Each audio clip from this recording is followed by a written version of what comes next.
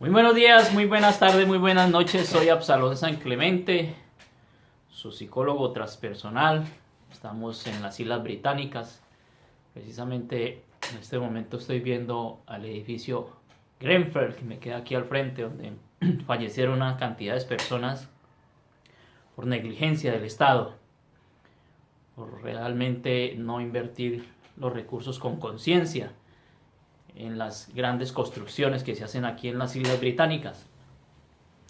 Bueno, mis queridos amigos, estamos en Semana Santa y prácticamente hay que hacer un poquito de reflexión, pero yo quiero que hagamos una reflexión en todos los sentidos. Yo recuerdo, estando muy niño, que mi madre, muy de la Iglesia Católica, y mi padre, muy de la Iglesia Católica, pues nos transmitieron a unos 4 niños que éramos nosotros, nos transmitieron de forma muy cariñosa sus tradiciones.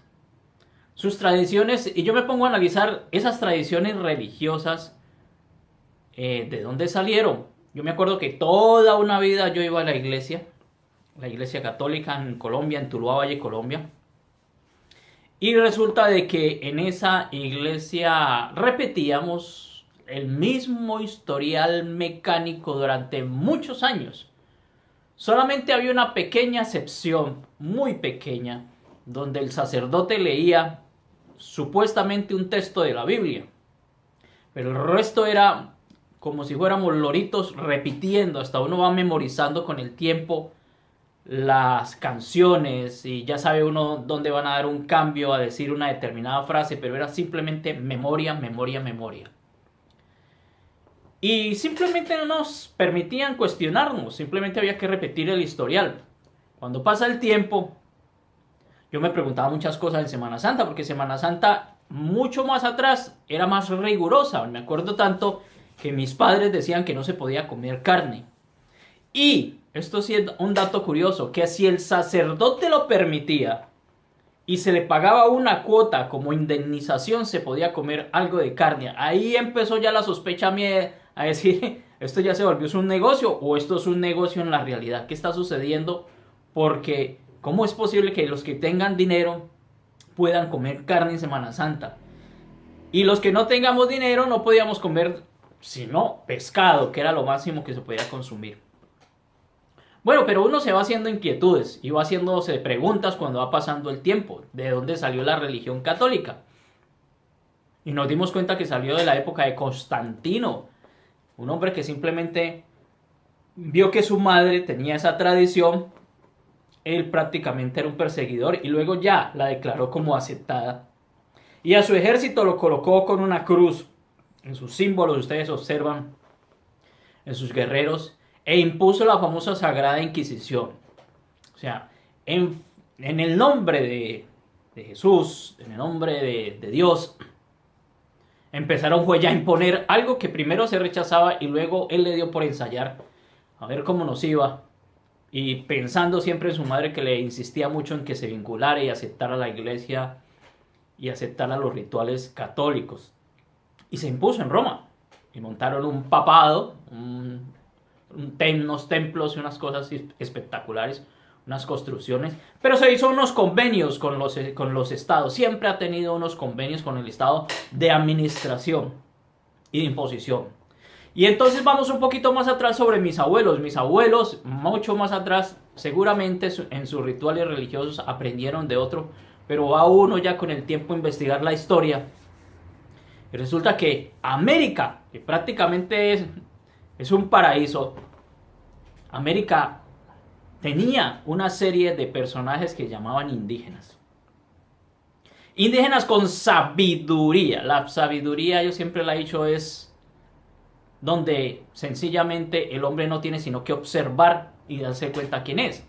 Y viene de la naturaleza. Ellos siempre utilizaban la sabiduría, el uso de las plantas, el uso de cada una de esas plantas, el uso y el respeto por la naturaleza, por el Padre Sol, por la Madre Tierra, las estrellas. Bueno, un respeto y una relación, un vínculo de relación de afecto con el cosmos, con las estrellas. Y eso, Cuando llegaron los señores europeos, cuando nos llegó y nos invadió lógicamente los españoles y los portugueses,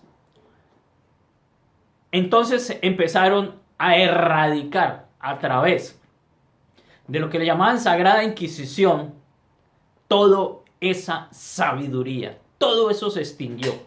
Se pretendía lógicamente ir detrás del famoso oro, el sueño dorado. Y cuando se hicieron, porque cuando los indígenas vieron que llegaron esos hombres altos y barbados, se hicieron amigos de ellos pensando que eran otra vez la visita de nuevo de los dioses.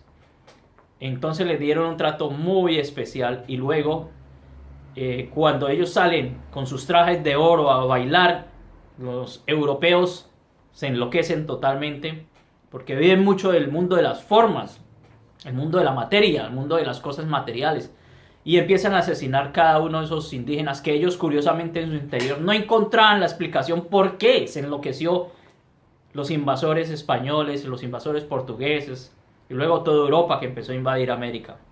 ¿Por qué? ¿Por qué? ¿Qué pasó? ¿Qué sucedió? ¿Por qué ellos empezaron a extinguirlos y los pocos que quedaron a imponerles y a erradicarles totalmente su sabiduría ancestral?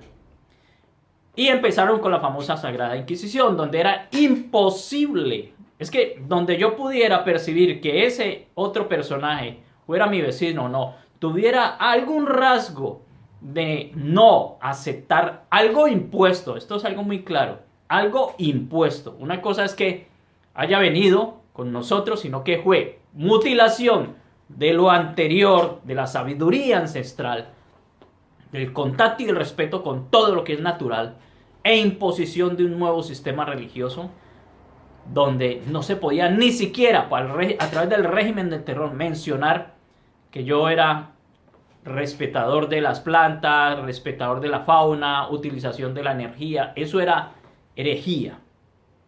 Y entonces nos impusieron la famosa religión católica. Montaron virreinados y nos empezaron a cobrar impuestos sobre nuestras propias tierras. Pero realmente la experiencia que tuvo Jesús fue una experiencia en este mundo de la materia y de la forma muy impresionante, porque fue un maestro. Eso es una realidad. Y iba muy acorde con nuestra sabiduría ancestral. Pero eso fue todo manipulado, fue sencillamente tergiversado y se buscó simplemente el sometimiento de toda una población. Nosotros ahora entendemos qué es lo que ha pasado y por qué se ha subdividido. A partir de ese momento, cada cual por una letra y una interpretación empezó a subdividir la religión y empezaron a fragmentarse, y tenemos más de 60.000 religiones en este momento. Cada ser humano por una letra o una frase se desvía, se desvirtúa. Antes había algo inmodificable, un respeto por lo que se experimentaba y por lo que era nuestra esencia, la naturaleza. Por lo que era el respeto hacia el otro ser humano, hacia la naturaleza, hacia todo lo que existiera, hacia todo. Por eso los indígenas pierden la vida cuando le quitan sus tierras. Tienen todavía esos registros de sabiduría. Pero bueno, nos explicaron unas tradiciones religiosas y aprendimos muchas cosas impuestas. Pero realmente el sentido de ese maestro, Jesús, yo tuve la experiencia de vivir en Israel, estuve en la vida dolorosa, en el Monte de los Olivos, todo eso lo viví cuando fui militar americano. Entonces me di cuenta de muchas cosas interesantes de la experiencia del Maestro Jesús, que nunca se ha podido realmente entender lo que pretendía este hombre explicar con su acción. O sea, uno educa a su generación con su acción, no con la boca. Es con sus acciones que él educaba. La famosa Pascua, que estamos en Semana Santa, significa que Dios da a los cristianos la esperanza de resurrección. Resucitar. Y por una nueva vida. A ver, es muy sencillo comprender esto. Resucitar. Resurrección. Resurrección es como volver a nacer. El mismo Jesús lo expresaba. Hay que volver a nacer. Y sencillamente, ¿qué significa eso? Hay que volver a resucitar. Hay que dejar ese muerto en vida que somos y que hemos sido durante toda la historia y apoderarnos de nuestra esencia y de nuestro origen y de nuestra realidad, de nuestra vida espiritual real. No soy religioso, para nada. La gente me está interpretando como un religioso más, para nada. Simplemente entendemos que ahora hay un vínculo, gracias a Dios, entre la vida científica, cuántica y el mundo de la naturaleza. Ahora se estudia muy cuidadosamente todo lo erradicado hace muchos años. Y ahora comprendemos qué mensajes llevaban esos hombres durante la historia, como Jesús. Entonces, los cristianos nunca entendieron lo que realmente pretendía Jesús y lo que era Jesús. Iba muy acorde a nuestros indígenas. Es la esperanza por la resurrección, la Pascua, la dio Dios a los cristianos. A los cristianos. A los que seguían el ejemplo de Jesús. La esperanza de resurrección. Hay un periodo, por eso le llamamos cuarentena, para hacer reflexión. Para mí la reflexión es todos los santos días en nuestro quehacer diario. Ese resurgir, ese volver a nacer, no es volver a salir del vientre de la madre, por favor. Es volver a nacer y dejar toda nuestra inconsciencia que estamos manejando en este presente, en el planeta y en el mundo. Y esa es el mensaje que todavía no hemos podido comprender.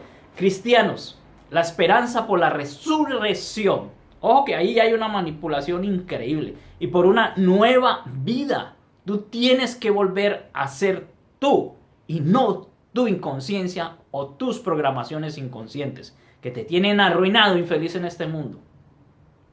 El regreso de Cristo entre los muertos significa tenemos que volver a hacer ese proceso de cristogénesis que Él hizo. Su ejemplo fue algo maravilloso.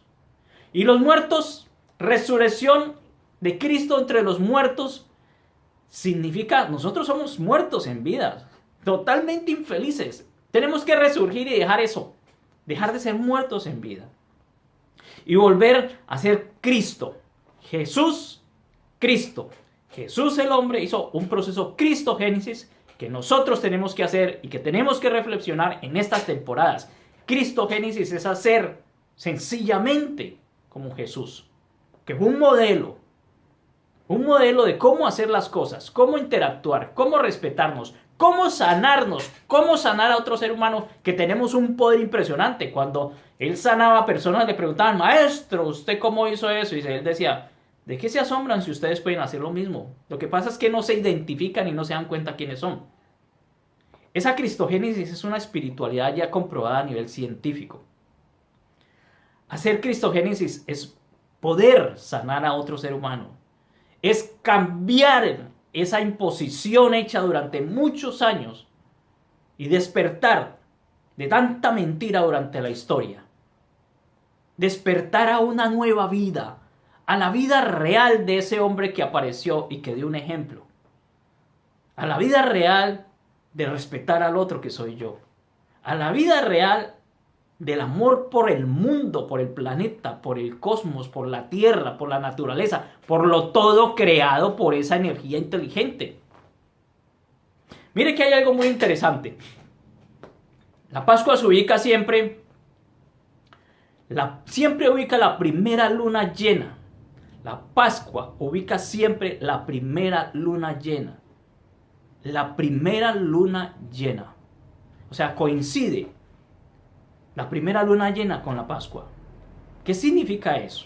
Hasta a nivel cosmológico tiene un sentido.